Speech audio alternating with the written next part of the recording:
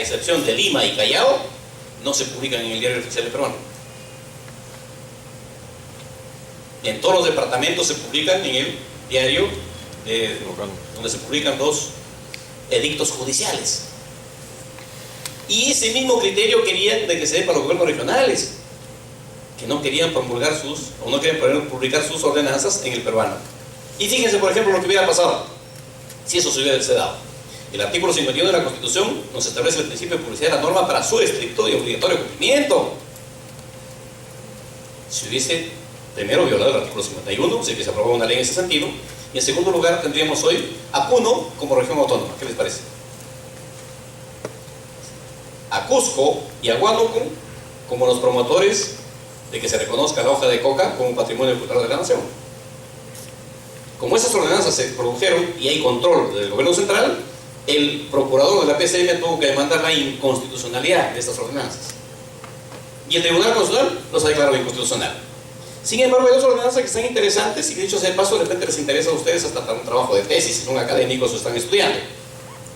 Me refiero a la ordenanza regional de Junín y la ordenanza regional de Cajamarca, que declaran que en Junín hay 7 lenguas oficiales y en Cajamarca hay 7 lenguas oficiales. Y en el sistema de justicia, ¿cómo hacemos con el contexto de los que no hablan español? Y la ley en el Perú solo se publica en español. Y los otros dialectos, ¿qué hacen? Los que hablan otros dialectos, ¿qué hacen para entender la ley en español? Porque además de eso, por principio general de derecho, dice que la ley, el desconocimiento de la ley no te exonera de la responsabilidad. Entonces, ¿cómo solucionamos eso? Es un tema, dicho sea de paso, yo tengo ya una respuesta y una propuesta, si quiere, pero es un tema que comparto con ustedes para que empiecen a pensar, por ejemplo, ¿qué salida le damos? ¿Cómo es que los aymaras saben que la Constitución que dice en su artículo 70 respecto a la propiedad? ¿Cómo es que los aguarunas saben de que en el artículo 2 están los derechos fundamentales? ¿Cómo es que los yaneshas saben, por ejemplo, de que hay un capítulo en la Constitución que habla de comunidades campesinas y nativas? Si no está en su lengua, no está en su dialecto. Pero tienen que cumplir con el mandato de la ley publicada en español. Son temas que creo que en el futuro tenemos que ir construyendo. Un poco, si se quiere, nos gusta imitar mucho a otros estados, imitando a Canadá, que se publica en inglés y francés las normas. Mi propuesta, por si acaso, de solución que tengo sobre este tema, la comparto, porque en el mundo académico lo comparto, es que el gobierno central, a través del Ministerio de Justicia, que es el que sistematiza la legislación, contrate a personal bilingüe para que vía Radio Nacional o Canal 7 lea o dé lectura a las normas nuevas que se producen para que las comunidades tengan conocimiento. Por lo menos hagamos algo, aunque no saben leer, pero sí saben escuchar y entienden y se escuchan. Pero eso es mi sugerencia. En fin, veremos si algún día me hacen caso, quizá. La siguiente, por favor. Todo tiene que estar reglamentado. El reglamento del Congreso, ¿qué dice respecto a las iniciativas legislativas? Las proposiciones de ley contienen una exposición de motivos donde se expresen sus fundamentos. ¿Qué implica eso? La justificación por qué consideramos que es necesario que se apruebe la iniciativa de ley. Me gustaría, por ejemplo, que ustedes, ahora que han venido y comparto con ustedes la inquietud, revisen en el diario de los debates cuál fue la justificación para que el Congreso apruebe la ley que declara Patrimonio Cultural de la Nación el perro chino. ¿En serio? ¿Y saben por qué? Porque dicen la justificación principal es de que es una especie que, por la temperatura que tiene, cura el reumatismo. Pero los laboratorios prácticamente generaron conflictos sobre ese tema. Porque la medicina, por supuesto, no admite la medicina tradicional, la medicina científica, si quieren. Tenemos entonces en ese caso que cuando dicen sus fundamentos, nos estamos refiriendo a la justificación desde la perspectiva antropológica, jurídica, filosófica y sociológica, y en perspectiva las consecuencias y efectos jurídicos que va a tener en el futuro. El efecto de la vigencia de la norma que se propone sobre la legislación nacional. ¿Cuál es el efecto de una norma que modifica otra? Que la norma modificada tendrá otra redacción.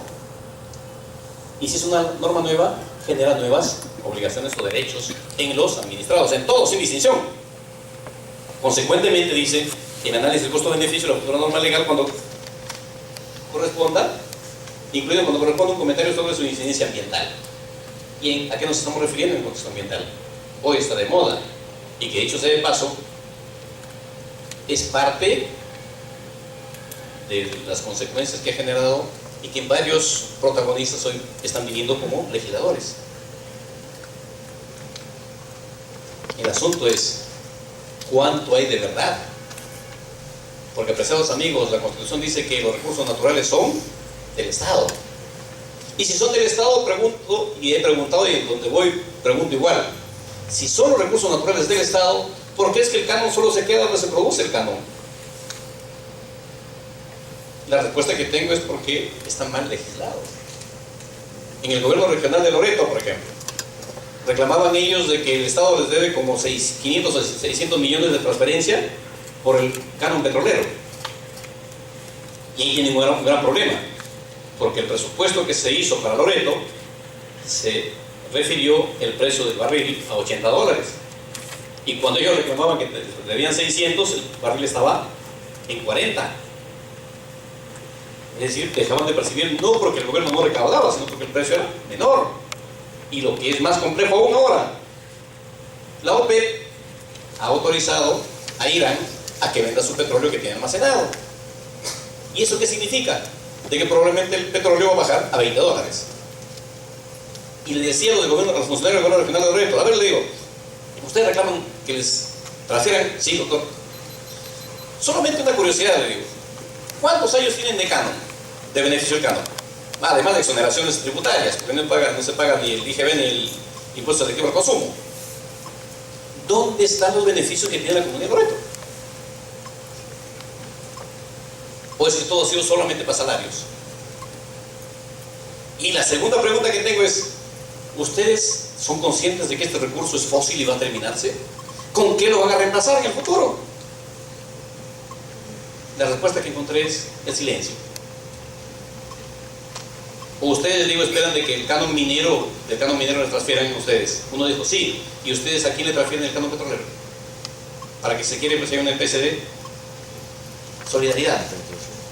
Son criterios, amigos, que están completamente sesgados y que creo que debemos empezar a advertir de que este tipo de criterios, fíjense, el problema de los programas sociales, por ejemplo, producto de los minerales y los recursos que se han generado hasta ahora, permite que se mantengan. La pregunta es, ¿con qué se va a reemplazar cuando ya no haya, por ejemplo, los ingresos por minería? Y ya tenemos programas sociales infinitos, donde en nuestro país se ha hecho la costumbre de que tomas una carretera o un puente y te dan la solución que quieres. Políticamente, yo espero no equivocarme, pero lo que estamos haciendo es simplemente construir un populismo en el Perú, donde me he permitido concluir en que los procesos electorales nos hemos llenado de mendigos por el voto. ¿Cuánto me regalas? ¿Cuánto me das? Voto por ti. Y a todos los candidatos les digo lo mismo, espero no voto por ninguno de repente. Pero es una cultura que tenemos en el Perú y que debe cambiarse. Se ha incorporado el artículo 42 a la ley de partidos políticos, pero creo que no es suficiente. Y no es suficiente porque hay una serie de situaciones que todavía están por resolver. Tenemos entonces, señores, además dice la fórmula legal de ser el caso respectiva que está dividida en títulos, capítulos, secciones y artículos. Estos requisitos solo pueden ser dispensados por motivos excepcionales. Este enunciado permite, por ejemplo, entre otras cosas, la Constitución dice que ninguna iniciativa legislativa debe ser discutida en el Pleno si no tiene dictamen. El reglamento del Congreso dice lo mismo, pero en nuestro Congreso, dada la estructura que tiene, el Consejo Directivo lo pone a consideración del Consejo Directivo, entre ellos se acuerdan y lo exoneran de dictamen. Así como la siguiente, por favor. Tenemos, por ejemplo, el tema siguiente. Esto no es el procedimiento legislativo establecido en el artículo 73 del reglamento. ¿Qué dice? Que se empieza con la iniciativa legislativa, se continúa con el estudio de comisiones, se hace la publicación de los dictámenes en el portal del Congreso, y también establecido en la Gaceta y en el diario oficial del peruano. Esto ya no se hace porque demanda mucho dinero, y por austeridad ya no se publica en el peruano. pero sí se publica en el portal del Congreso. Debate en el Pleno, aprobación por doble votación. ¿Esto qué nos da como resultado, amigos? Porque esto de acá no es competencia del Congreso, inicialmente. Nos da que este procedimiento legislativo, el producto final se llama autógrafa de ley, que no es ley, es cuasi ley. Se hace ley cuando se promulga. Porque ¿qué pasa si se observa? La siguiente, por favor. Luego vemos esa parte. Solo para decirles lo siguiente. El artículo 72 del Reglamento del Congreso dice que estas son las leyes que se producen en el Congreso. Y no tenemos en nuestro país una norma que diga qué leyes se producen y quién no produce. Lo hacemos de oficio, si quieren, de práctica. Y miren, aquí por si acaso no hay jerarquía de normas. Dice el artículo 72 que son leyes ordinarias, de reforma constitucional, orgánicas, presupuestales, autoritativa de legislación delegada, amnistía, demarcatoria, resoluciones legislativas y también las resoluciones legislativas administrativas del Congreso. La siguiente, por favor. Una más. Gracias. Amigos, la figura que tenemos al frente es un triángulo. Para los que están en derecho, es la pirámide de Kelsen, en la que no admite que sea parte de este procedimiento, de este proceso de producción legislativa, el decreto ley.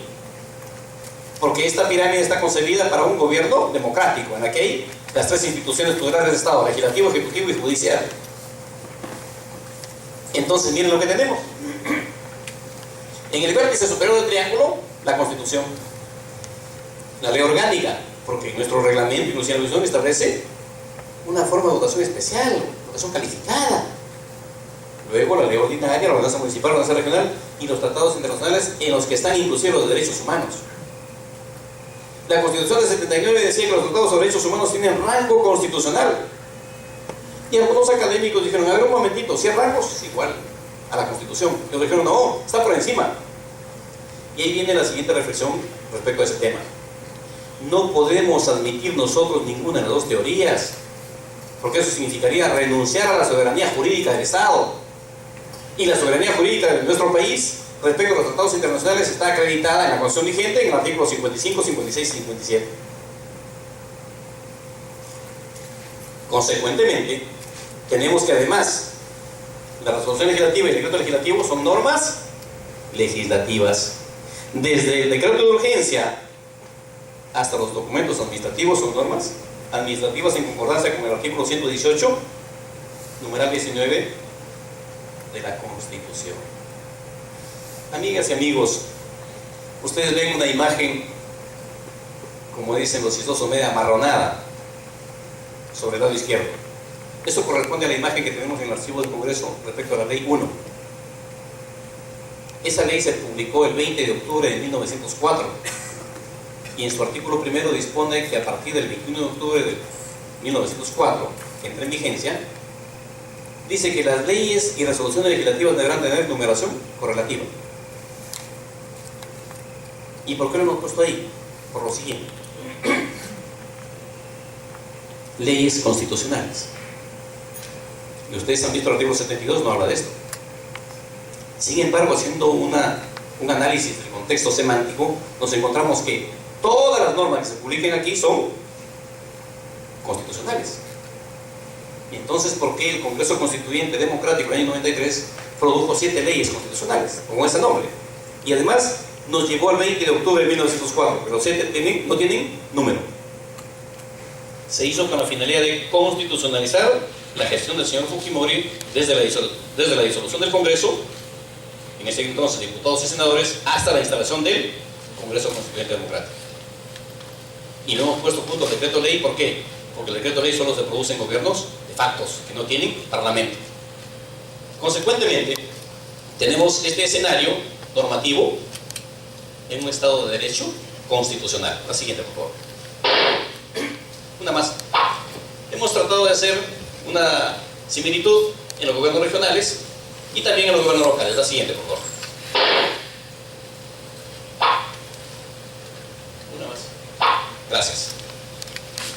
entregaron un formato, amigos, que tiene que tener que ver con... ¿Está fuera? ¿Sí? ¿Lo pueden entregar a cada uno? La idea es que este taller, apreciados amigos, se hace simulando que son grupos parlamentarios. Yo hago la parte positiva y ustedes se organizan en grupos parlamentarios. Cada uno de ustedes, en todo caso, pues tiene la posibilidad de intervenir y designar a un vocero. Pero la estructura física del auditorio no permite, todas las sillas están fijas y deja que cada uno haga grupos. Entonces lo que vamos a hacer es hoy, con ustedes, que le van a dar un formato a cada uno y les voy a ir instruyendo cómo es que debería hacerse, como que fuese el grupo, ya pues en todo caso a nivel grupo de uno. Porque también, por si acaso, en el Congreso hay grupos parlamentarios de uno. Se denominan grupos especiales. Y el reglamento del Congreso los ha habilitado para que puedan presentar iniciativas legislativas, así que hoy vamos al tema de legisladores especiales. Bien, espero que les den la copia, para luego entrar en el contexto de que ustedes sigan la explicación en el formato que les están entregando. ¿Ya?